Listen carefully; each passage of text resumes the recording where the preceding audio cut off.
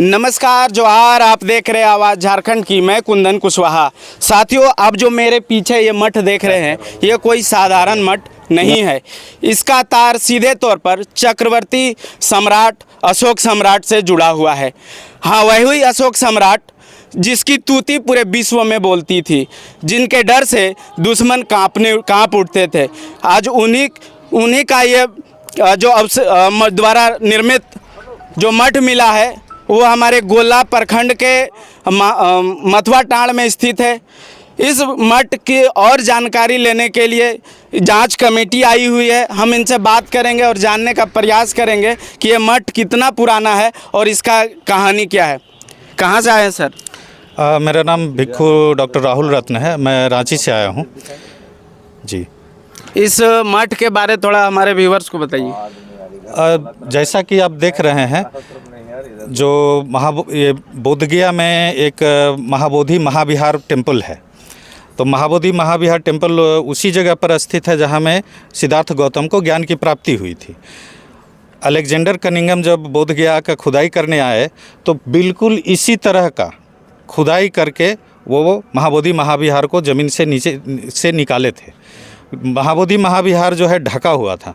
यदि आप इंटरनेट पर या यूट्यूब पर देखेंगे अलेक्जेंडर कनिंघम द्वारा खुदाई किया हुआ बोधगया, तो आपको जो मठ दिखेगा बोधगया का बिल्कुल ऐसा ही है। वो भी 2 तल्ले का है और इससे ऊंचाई और चौड़ाई में थोड़ा आगे पीछे हो सकता है, लेकिन उसका आकार जो है, इसका जो आर्किटेक्चर है बिल्कुल हूबहू है। इसमें भी, इस मठ में भी आप देखेंगे तो चारों तरफ, दीवार के चारों तरफ और अंदर भी और बाहर भी छोटे छोटे बनाया हुआ है, जिसमें बुद्ध की प्रतिमा या बोधिसत्व या फिर अरहंत की प्रतिमा रखी हुई थी। ये उसी वक्त का बना हुआ है। तो जैसे कि हम देख रहे हैं कि सम्राट अशोक बौद्ध धर्म के अपनाने के बाद वो पूरे विश्व में बुद्ध के संदेश को फैलाने के लिए उन्होंने जहाँ जहाँ बुद्ध गए थे उस जगहों पर खुद जा कर के वहाँ में शिलान्यास किया। वहाँ स्तूप बनाया गया। स्तूप बनाने के बाद वो एक धम्म चक्र ऊपर बनाते थे। स्तूप के बगल में एक अशोका पिलर बनाया जाता। अशोका पिलर के ऊपर धम्मचक्र लगाया जाता था।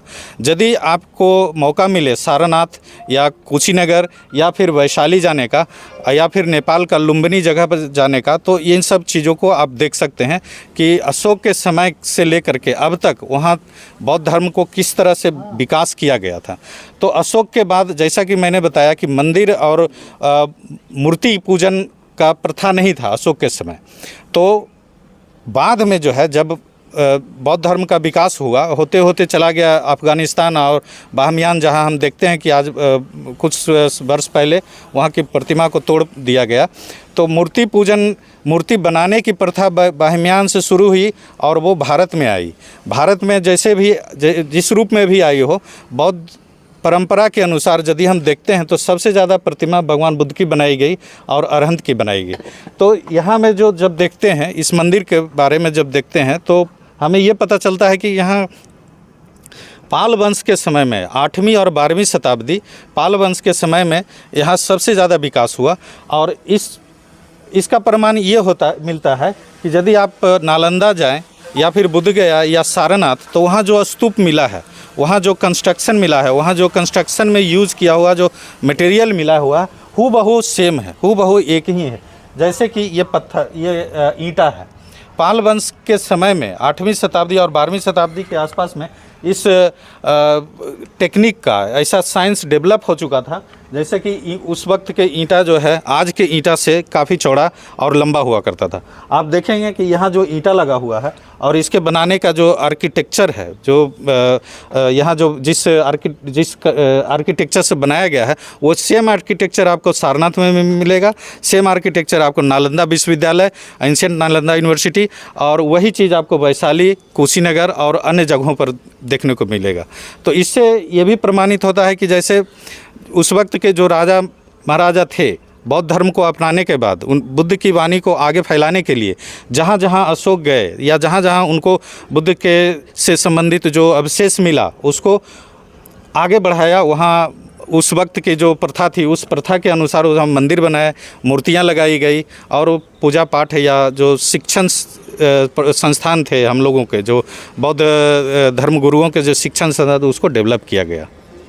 जी धन्यवाद सर। हमारे साथ कुछ स्थानीय ग्रामीण हैं, हम इनसे बात करते हैं और जानने का प्रयास करेंगे कि ये बुद्ध स्तूप ये लोग कब से देख रहे हैं और इसके तार जो जुड़े हैं अशोक सम्राट से, तो कहीं ना कहीं वो कुशवाहा समाज का कहना है कि अशोक सम्राट जो है कुशवाहा समाज के वंश ही गार्जियन थे, अभिभावक थे।